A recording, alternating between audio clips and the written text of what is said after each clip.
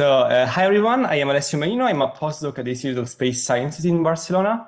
First of all, I would like to thank the organizers to give me the opportunity to do this talk today. Apology for not being physically there, but I'm really enjoying such a thrilling conference, even from my room.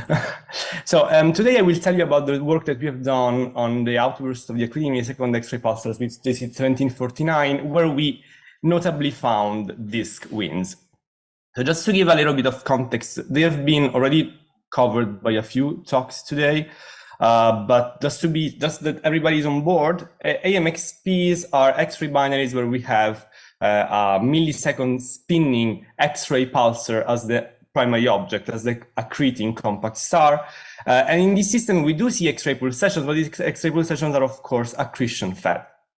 And they're very interesting, I think, for the sake of this conference, because we are really seeing objects where we have an interaction with an accretion, between an accretion flow and a very rapidly spinning neutron star. So they're a very interesting laboratory to study the interaction between accretion and magnetism.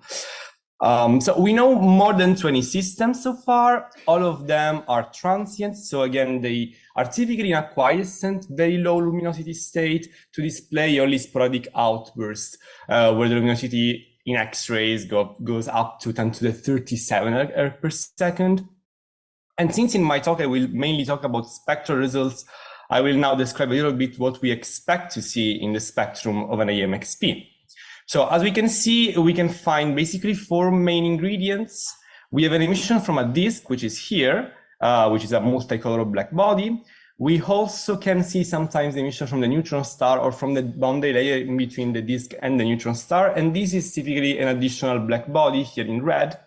Then we have a plasma, or an optically thin plasma, which is typically called corona, which comptonizes seed photons from the disk and or from the neutron star, and this is the magenta component here. And finally, when this comptonization spectrum hits the disk, is processed by the disk and is reflected towards us, we have a reflection component, where the most important feature is the iron line at about 6.4, 6.7 keV.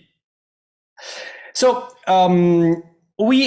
these are summarized kind of the accretion properties of AMXPs, but the interesting thing is that AMXPs, as long as X-ray binaries in general, also show ejection of matter, notably. So we have like the other phase of the medal, if you want. And this ejection of matter usually comes in two forms, which are compact jets that are typically seen as radio to infrared flat spectra in X-ray binaries under certain circumstances. And finally, we also see disk winds, which are basically outflowing regional clouds of plasma going towards us that absorb the background radiation, but also they, but since they're moving, the absorption lines are blue shifted.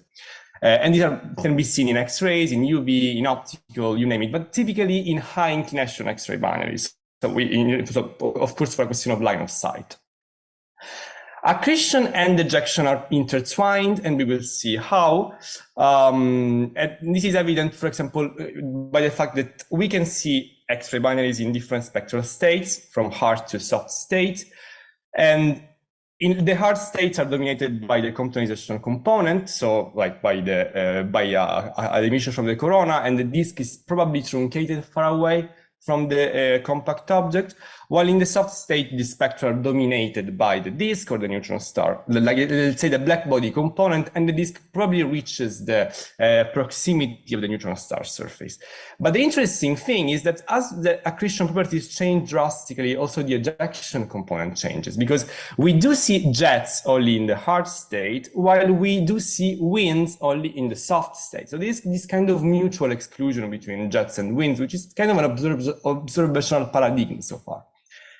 So for the conversation ongoing about AMXPs, actually, we can kind of forget for the moment about the soft state, because these systems, I think, never, maybe only once transitions to a full soft state. They are typically in the hard state.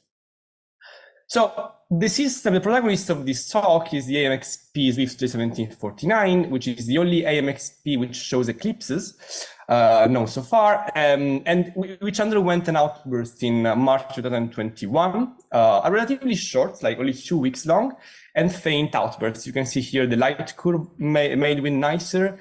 and which peaked at about 2 times the 10 to the 36 erg per second. So a very faint outburst. During these outbursts, the hardness ratio, which is the ratio between the hard band and the soft band, was between 3 and 5. So it means that the system was, again, pretty hard also in this outburst. And we exploited a wide range of data, including 11 observations with NiSTAR, XMM-Newton, and NuSTAR at the peak of the outburst. So we have a nice broadband spectral coverage. So first of all, we used the NiSTAR, XMM-Newton, NuSTAR spectra at the peak. You can see here the broadband spectrum to describe the accretion flow properties. And we find that the best fit model was the sum of a black body component and RelXil, which is a model which incorporates both continuation and reflection. The black body component is characterized by a temperature of about 0.7 keV and the radius of the emitting region of a few kilometers, which means, of course, that this is from a hot spot on the neutron star surface and not from a disk, because it will be too small to be a disk. The temperature of the corona is about 13 keV. This is typical for AMXPs and neutron star X-ray binaries in the hard state. And finally, from the reflection, we can also find an estimate of the truncation radius, which is about 50 kilometers. So this is the idea that we have in mind to describe the accretion flow geometry in this particular system. But the interesting thing beyond that is that we needed this component here, which is GABS. This is an absorption Gaussian. So we saw an absorption line, and this line is at 6.977 keV, which is identified as a blue shifted iron 26 line, so a highly ionized absorption line. At this wind, of course, because we are talking about a blue shifted line at a velocity of maximum 3,000 kilometers per second. So that's fine. The problem is that, this is a high inclination X-ray binary, so we kind of expect this kind of winds, but the problem is that this is a system in a hard state, not in a soft state, and this is quite interesting. We have seen winds in the optical and UV spectra of several X-ray binaries, but in the X-rays, this is quite not unprecedented, but it's quite rare.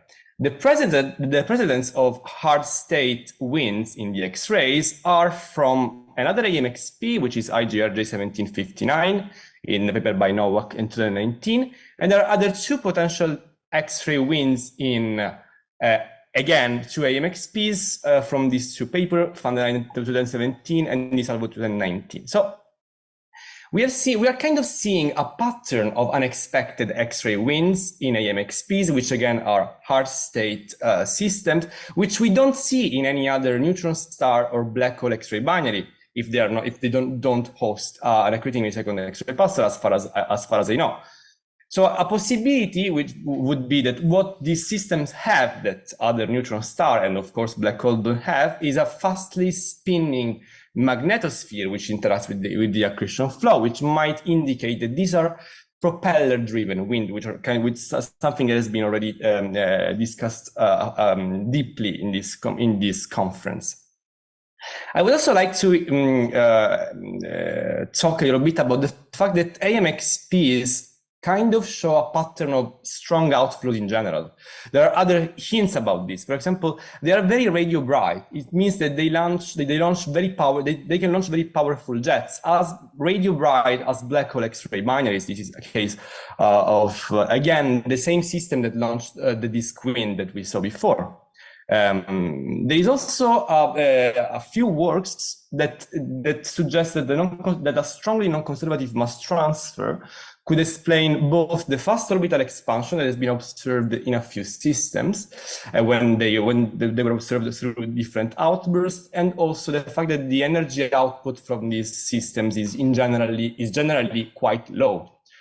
And this is a work done by me, by Salvo Andrasan, and these other papers that I'm mentioning.